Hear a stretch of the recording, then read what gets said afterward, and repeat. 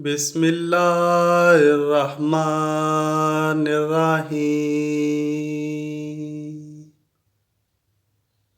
حضرت سلمہ رضی اللہ تعالی عنہا کہتی ہیں کہ جب ابو سلمہ رضی اللہ تعالی عنہ کی آنکھیں موت کے وقت پتھرا گئیں تو رسول اللہ صلی اللہ علیہ وآلہ وسلم تشریف لائے اور اپنے ہاتھ سے ان کی آنکھیں بند کیں اور پھر فرمایا، جب روح قبض کی جاتی ہے تو اس کی بینائی بھی روح کے ساتھ چلی جاتی ہے۔ ابو سلمہ رضی اللہ تعالیٰ عنہ کے گھر والے یہ سن کر سمجھ گئے کہ حضرت ابو سلمہ رضی اللہ تعالیٰ عنہ کا انتقال ہو گیا ہے اور وہ رونے لگے۔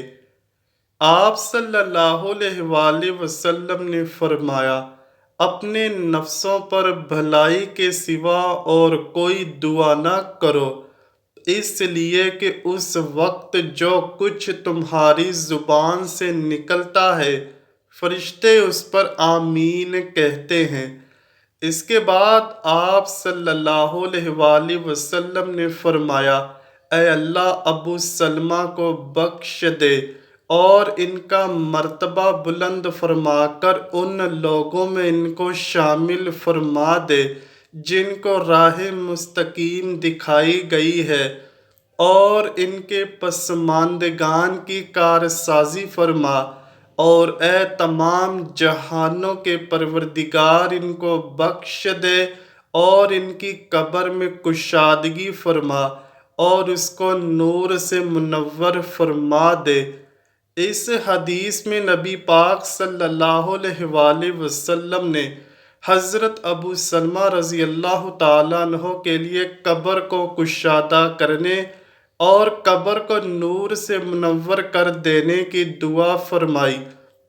ثابت ہوا کہ مومن کی قبر کو اللہ نور سے منور فرما دیتا ہے، اور کافر یا منافق کی قبر ظلمت سے بھر دی جاتی ہے اور اسے تنگ کر دیا جاتا ہے۔ مرنے کے بعد انسان کو سب سے پہلے قبر کے مراحل سے گزرنا پڑتا ہے، اسی لیے نبی پاک صلی اللہ علیہ وآلہ وسلم نے اس کے خوفناک، خطرناک اور سخت حالات سے امت کو آگاہ فرمایا ہے۔ اسی لیے آپ صلی اللہ علیہ وآلہ وسلم نے فرمایا، اگر مجھے اس بات کا ڈر نہ ہوتا کہ تم مردے ہی دفن کرنا چھوڑ دو گے تو میں اللہ سے دعا کرتا کہ وہ تمہیں بھی عذاب قبر سنا دے جس طرح کہ میں سنتا ہوں۔ صحابہ کرام رضی اللہ تعالیٰ عنہ بھی قبر کے تصور سے لرزہ برآمد رہتے تھے۔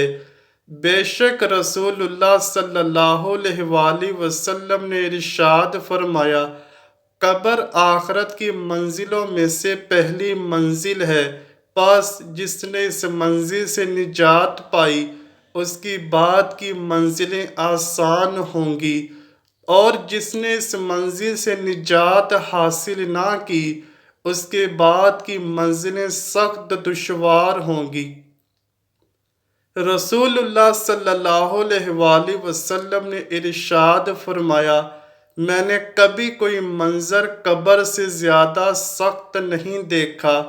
حضرت ابو ہریرہ رضی اللہ تعالیٰ عنہ فرماتے ہیں کہ رسول اللہ صلی اللہ علیہ وآلہ وسلم نے فرمایا، مردے کو جب قبر میں ڈال کر لوگ واپس آتے ہیں تو وہ ان کے جوتوں کی آواز سنتا ہے۔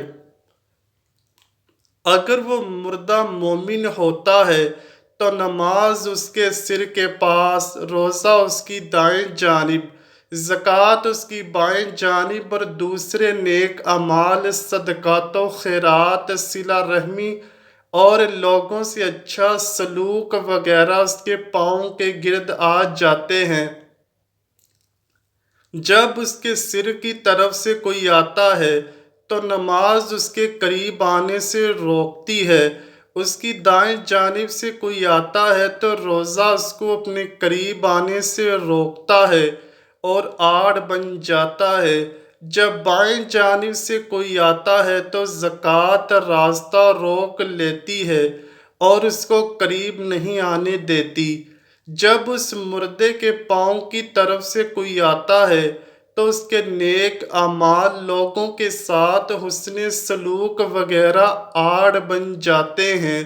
پھر اس سے کہا جاتا ہے کہ بیٹھ جاؤ، چنانچہ وہ بیٹھ جاتا ہے۔ اس کو سورج ایسے دکھائی دیتا ہے جیسے غروب ہونے کو ہے۔ پھر اس سے کہا جاتا ہے تم اس شخص کے بارے میں جو تم میں مبعوث ہوا تھا کیا کہتے ہو؟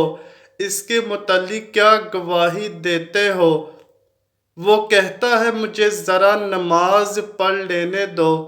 اس سے کہا جاتا ہے تم عن قریب یہ کام کر لو گے۔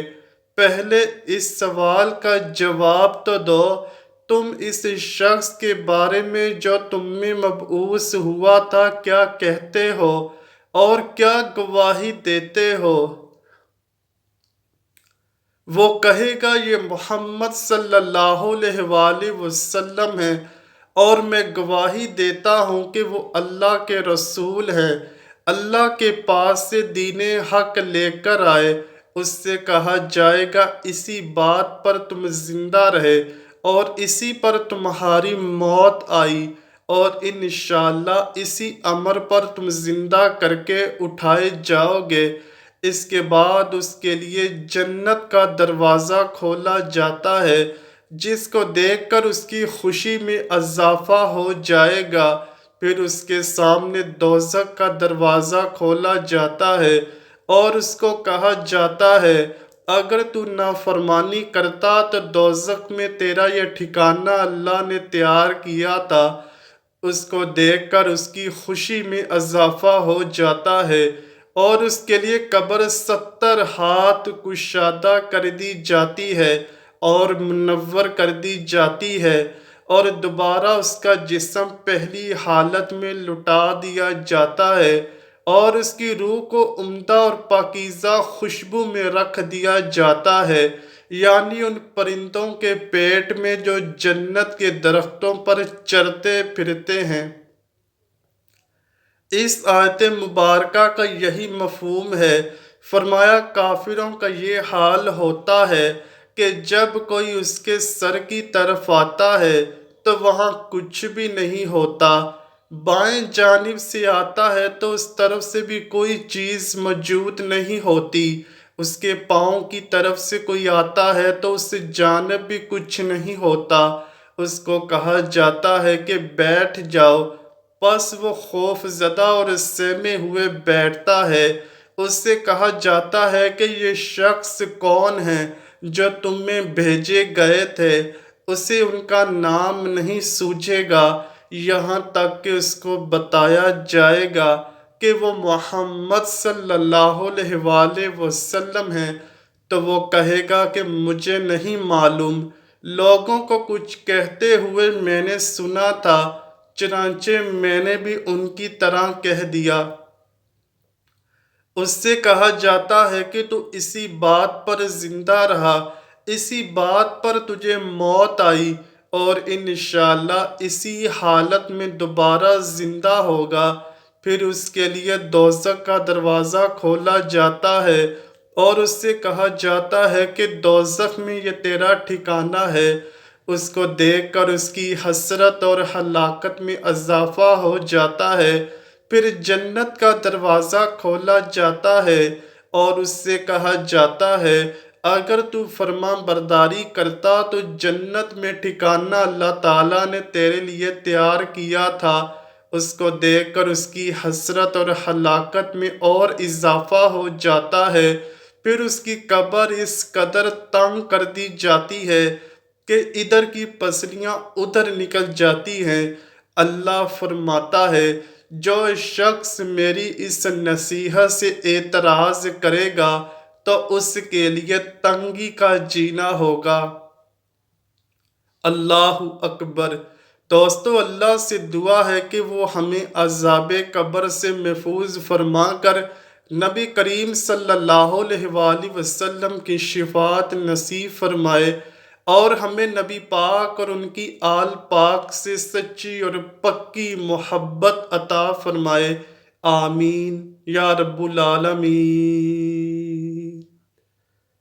امید کرتا ہوں کہ آپ کو ویڈیو ضرور پسند آئی ہوگی۔ اگر ویڈیو پسند آئی ہے تو ویڈیو کو لائک کیجئے، شیئر کیجئے اور چینل کو لازمی سبسکرائب کیجئے۔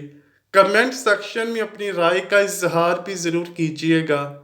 ملتے ہیں اگلی ویڈیو میں، تب تک کے لیے اللہ حافظ۔